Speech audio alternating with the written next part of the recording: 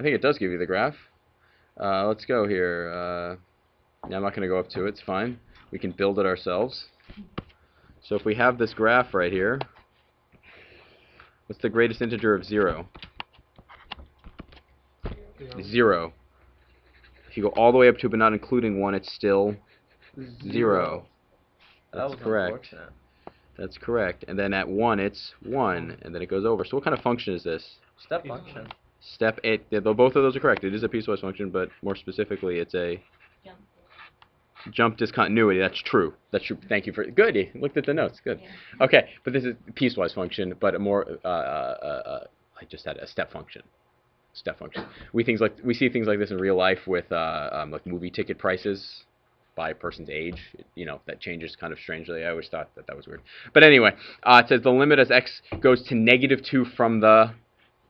This means x goes to -2 from the right. So here's -1. Here's -2. So you're approaching -2 from the right. If you're approaching -2 from the right, here it is. So what are you getting to? What are you getting infinitely close to if you approach -2 from the right? -2, that's right. The limit as x goes to -2 from the right of this will be -2, that's correct. What's the limit as x goes, now we're approaching -2. Is there any sidedness in this limit? No, so yeah, because look, if you go from the left, what's the limit if you go from the left? -3. -3. So from the left it's -3, from the right it's -2, so this is undefined. Of course it's -2.5. Okay, so which other ones do you want to do? Let's do the third one. Yeah. What's the limit as x goes to -2.4 of this? As x goes to -2.4. Where's -2.4? It's As x goes to -2. X being -2.4 is like right about there, right? it's right about. -3. No, this is x equals -2.4 right here, right? What happens as you approach that value from the left and the right? They're both -3. They're both -3. That is absolutely correct. They're both -3 because it's on one of the horizontal lines, which is. What is the y value of that particular horizontal line? -3. -3. Absolutely. That's correct. Any other questions on 49? For C, yeah, C. So I heard someone say that. For what values of C does the limit x go to a not exist? All values but integers. That's correct. What's this? Doesn't exist. Not exist.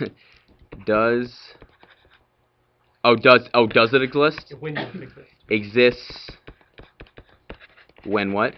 When X does not equal an integer. Does anybody know what the symbol is for integers? It's this. A Z, like a double line. In Z means integers. That means integers. When X isn't an integer, it exists. So the limit exists. There's a left-hand and right-hand limit that equals the same thing everywhere except at the X values that are integers.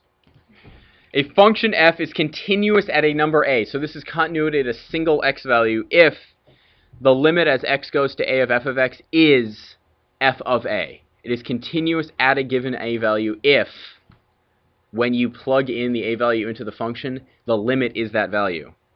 This definition implies three things. F of a is defined, the limit exists, and the limit is f of a. Is it possible to have three of these things? Yeah. Yeah, absolutely. You absolutely can. Absolutely. What about these four things? Do these result in a discontinuity? An open dot. Does that result in a discontinuity? Yeah, so we have type 1 here. Is it discontinuous at A? Yeah. Yep. What about a break? A jump discontinuity? Something like this. Mm-hmm. It's defined at every x value, but it is discontinuous there. What about 3, a vertical asymptote? Yeah. Is it said to be discontinuous there? Yeah. What about this? What about something like this? Like this is an absolute value function. Is that discontinuous? Yes. Is it? What do we think? We have a vote for yes. It is discontinuous? Yes. Who thinks it's discontinuous? 2? Who thinks it's continuous? Well, let's take a look. Does it fit the three things? Is the function defined at this value, x equals a? Is it defined there? Yeah. Yes. Yes, it is. Does the limit exist? No. Well, from the left, what is it? L, and from the right, what is it? L. L. And is the limit the actual function evaluated at a? Yeah. Yeah, it is. So yeah, it is. This right here is not this is continuous at A. An easier way to think about continuity, as long as you can draw it without picking up your pencil, it is continuous. So, is this continuous? Yep. Does it kinks matter? Function. Yes, as long as it's a function. That's sometimes a cheap way for me to make a question annoying, as I could make it not a function and ask you, is this function continuous? And you can be like, this only has to do with continuity at a Point. specific x value, a specific point. Exactly. What we're talking about right here is continuity on an interval. So a function is continuous on an interval if it is continuous at every number in the interval. So how would you go about showing something like this is continuous? History math. So what do we have here? X plus y minus 1 squared is equal to 1. What is that? What is this? This is a circle. That's correct. What's the radius? 1. What's the center? 0, 1 is the center. That's what I thought. So what does this circle actually look like? It's got a radius of 1. It's got a center at 0, 1. There's the center. So it's going to cross here, here, here, and here. Now here's the thing. This is an entire circle, right? You're off. Oh, did I go too far to the left? Yeah, Right. and the right. Yeah, sorry. There's a weird optical illusion with these. Yeah, I agree. It's a circle, right? Like that, right? Now here's the thing. This is not the exact graph of this. Because it's not plus or minus. Well, this is a function. Do you agree that this is a function? Yeah. Is what I graphed a function? No. So do I want the top half or the bottom half? What do you think? You want the bottom half. Yeah, you want the minus. well, minus, but also just plug in a point. Yeah. When I plug in x equals 0, what's y into this original function? When I plug in x equals 0, what do I get out for y? 0. 1 minus 1 is 0. That's correct. So actually, our r function is the bottom half of this arc right here. Right there. Now, it wanted to know about the continuity from the interval. This is the interval -1 to 1, like this. So do you include -1 and 1?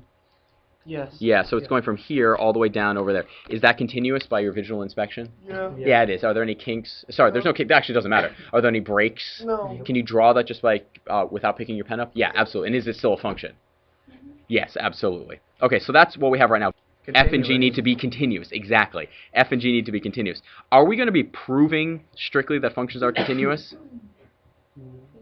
Yeah. No, we skipped epsilon delta proofs. We're going to be proving it kind of in a cheating method by just saying this. Ready? I'm giving you this. This is really, really, really, really important. I'm telling you, the following types of functions are continuous at every number in their domains. I'm telling you these functions are continuous everywhere in the domains. So if I tell you that all polynomials are continuous and all rational functions are continuous, root functions, trig, inverse, exponential, logarithmic functions, what can you do with any of those functions? Add them. Subtract them. Multiply them by a constant, right? Will they stay continuous? Yeah. Yes. So all you have to do is show, if I give you some mess of a function, that it's some combination of these things, therefore the function is Continuous. everywhere in its Domain. So you just take out everything where dividing by 0 are roots of negative numbers. Like a semantic argument is... Now what is this? Can someone tell me what this x value is right here? X equals what? Right here. Undefined. No, yes, I understand the y value is undefined, but the x value is what? Pi over 2. Pi over 2, thank you. Why is it undefined there? Because tangent x is equal to sine over Cosine. cosine x, right? What's cosine of pi over 2? 1. Oh. Is 0. No dividing by 0, right? Here's the thing. Is pi over 2 part of the domain of tangent? No. If you include pi over 2 as part of the domain, then yes. It's kind of cheating. So what could you say? You could have a function and then just remove from the domain every x value that is where a discontinuity would occur, and then you could say the function is now continuous. Point being, tangent is generally defined as a function that has a domain that does not include pi over 2. Therefore, is tangent continuous? Yeah, the point is, I really just want you to focus on, are each of these arcs continuous? Yes, absolutely. This one, it's whatever it is, it could be 0. All this represents, a sub n, is the leading coefficient. Does the numeric value of a sub n have anything to do with the n value here? No, it's just the corresponding. This just means the coefficient for the highest power of the x with the highest power. That's it. an, an1, all of these are all constants. A2, a1, those are all constants. And all the powers are what? This is really important. All the powers are what? Positive integers. So if a power isn't a positive integer, what would it be like pi? Would it be a polynomial? No. What? Give me another number that isn't an integer. E. E, exactly. If the power is E, exactly. All of these are what? Constants. Could they be E? Yeah. Is E a constant? Is E a constant? Yeah. Yeah, absolutely. So here's the thing. Where is this function continuous? Be careful. Domain of every Piece. piece of it. Exactly. Okay. So ln x. What's the domain of x? X such that what? Greater than 0. Can you take the natural log of 0? No. No. I mean, basically, is this possible? E to the question mark equals 0. Can you raise e to any power to get 0? No, you can't. So you can't take the natural, you can't take a log of 0. So that's the domain of that. What's the domain of about x squared minus 1? If it's in the denominator. So we'll do the domain of that. Okay? What is that? 1 or? -1. Negative 1, exactly, right. What about tan inverse? Arctan. Does anybody remember what arctan looks like? It's important that you do because it helps you answer lots of questions about arctan. You don't need to know the exact value of arctan. Is it hand flipped? I will graph this for you. Okay, you do need to see this. Why this has to be true? Well, why is this really important? This is really important because if I tell you I have a function, it's continuous. Here's y equals 0. What's that also known as? The x-axis. Okay, if I have the x-axis and I have a continuous function, and I tell you that at some point, let's say this is x equals a, right here, and let's call this x equals b, right here. If I tell you that right here, this is a, f of a, and if I tell you that f of a is less than 0, and I tell you this is b, f of b, and f of b is greater than 0, what does it mean the function has to do between a and b? If this is a continuous function. Cross what? Boys, cross the x-axis, exactly. If this is a continuous function, sometime between a and b it has to cross the x-axis. The x-axis. So for example, let's say I gave you this function, y equals x squared minus 2. So let's call it f of x just so we can talk about it a little more articulately. Is this a continuous function? Yep. F is continuous. Why? Can you say it louder? Someone said it, but they said it like this. Because it's what? What is it? It's a polynomial. That's right. All you have to say is a polynomial, therefore it's continuous. What is f of 0? What's f of 3? What? Therefore, what do you know? Correct. There must be what?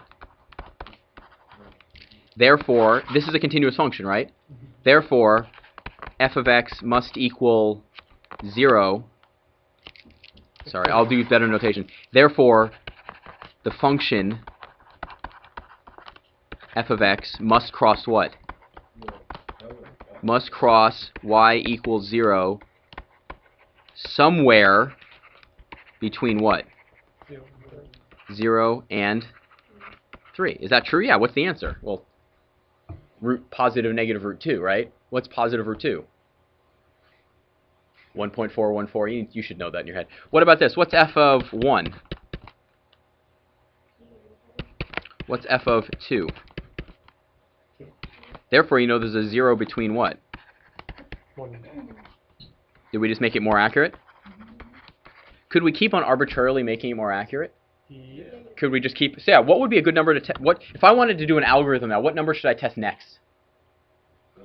So we just did this. We just did 1, and we did 2, right? And what was 1? It was negative. That's all we really care. This was negative, right? And this was...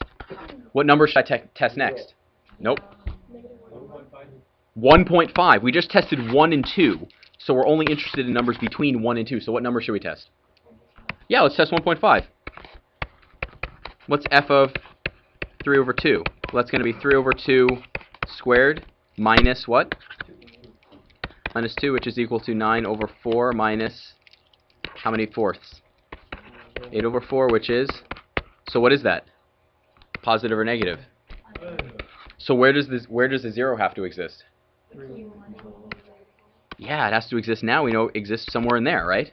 What number should we test now? 1.25, right? We want to go halfway between. So let's test 1.25, which is 5 fourths. What's f of 5 fourths? It's going to be 25 over 16 minus 32 over 16, which is less than what? 0. So this is negative. So where does the 0 have to exist? The 0 has to be contained in somewhere between 5 fourths and 3 halves, right? Is that correct? Do we know that to be the correct? Okay, so that's what that symbol means. Contained in, yes. That is correct. Name or just- No, it's contained in. Is that pretty accurate? Now, if you had a calculator just evaluate, could you get really accurate really quickly? Yeah. Is this one way you can estimate zeros? Yeah. Yeah, absolutely. But what's this entire thing based on? The function has to be what? The function must be continuous on the closed interval. If it's not continuous, does this test fall apart? Yeah. Because it's not continuous, it can just jump over it, right? Now here's the thing. We know there exists at least one 0. Could there be more than one? Yeah. As far as we know, yeah. How many zeros could there be?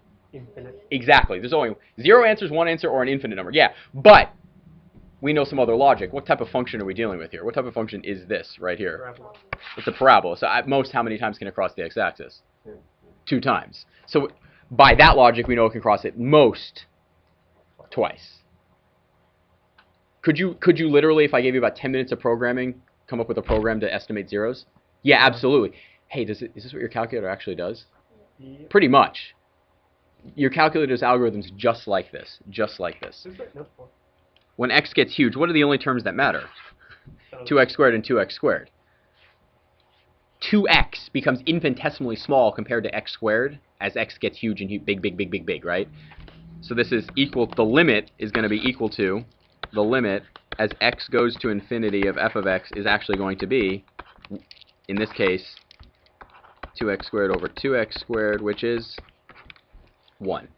You've seen stuff like that before, right? That's not new for you. What's interesting about this one? What's the power of the denominator? What's the power of the numerator? It's not a what? The numerator's not a... Well, the power... Well, one of the two. is this a rational function? No. Is the top a polynomial? No. No, the top is definitely not a polynomial. At least how it's written right now. It's not a polynomial. It's not a rational function. So if you looked at that, could someone give me a guess as to what the power, quote-unquote, would be of the numerator? What do you think? 1. Yeah. It kind of acts like 1, right? Because what are you doing? You're squaring something and then you're... Kind of, right? You're tacking some stuff on. So does anybody want to guess what they think the horizontal asymptote is on this? What's the limit?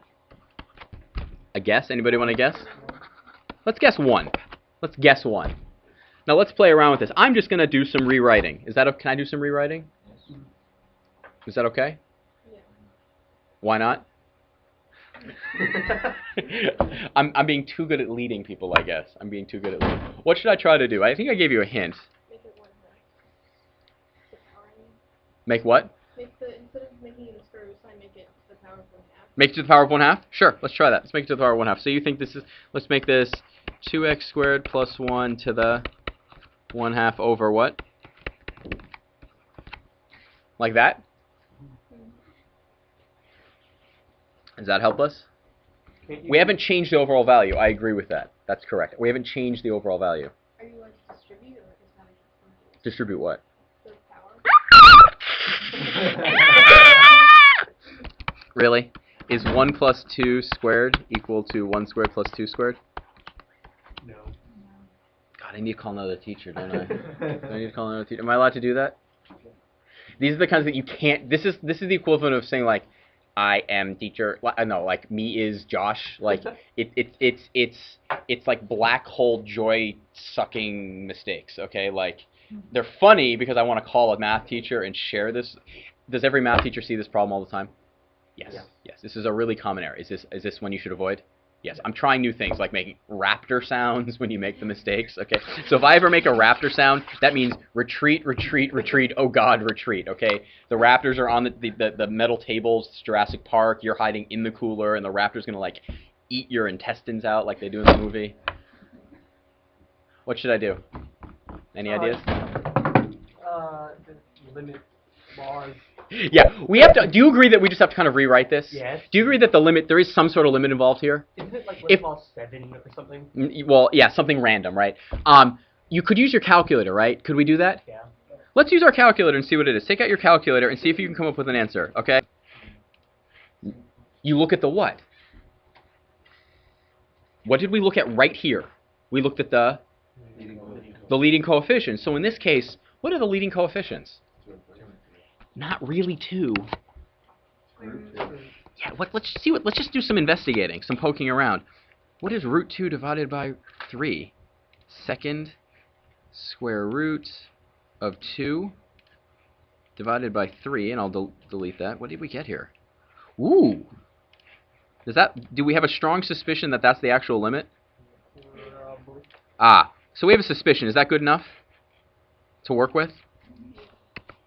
I know, I want to prove it, everybody. I was looking at a book in Burlington yesterday, in Hanover yesterday. Best test answers by subject that teachers have gotten.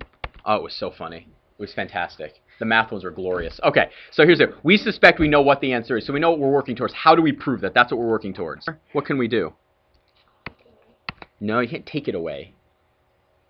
The square root of a over the square root of b is equal to what? The square root of a over b. So what does the numerator become here? 2x squared plus 1 all over. What does the numerator simplify to? What's the numerator simplify to? 2 plus 1. 2 plus 1 over x squared over 3 minus. So have we changed the overall value of the function? No. We are now looking at this. The limit as x goes to infinity of the square root of 2 plus 1 over x squared all over 3 minus 5 over x. What happens to 5 over x as x goes to infinity? What does that go to? What? Really small. We could write this fully out. If you wanted to write this fully out, you would then say that this is equal to the limit as x goes to infinity of the square root of 2 plus 1 over x squared over 3 minus 5 times 1 over x. So exactly. So what does this go to? 1 over x? We know that goes to 0. What does this go to? 0. So what does this limit equal? The square root of 2 over... Did we just prove that that's the limit? Yeah, absolutely. Is this the type of manipulation you'll have to remember? Yeah, absolutely. Absolutely. Yeah, you could. And you might get a suspicion, but is that good enough? No. So my question to you is, what kind of manipulation can we do to this? So we don't change the actual value, but we get something we can actually evaluate. Any guesses? We have to multiply this by something. That's correct. And we can only multiply by a form of 1. Anybody want to guess what we're going to multiply by? 1. A form of 1. Multiplying by 1 itself doesn't do anything.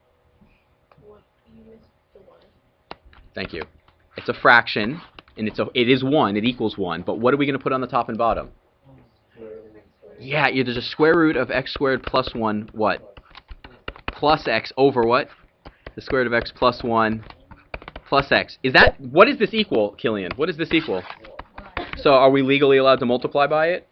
Absolutely. So if we multiply this out, we get x squared plus 1 plus x times the square root of x plus 1 minus x times the square root of x squared plus 1 minus what?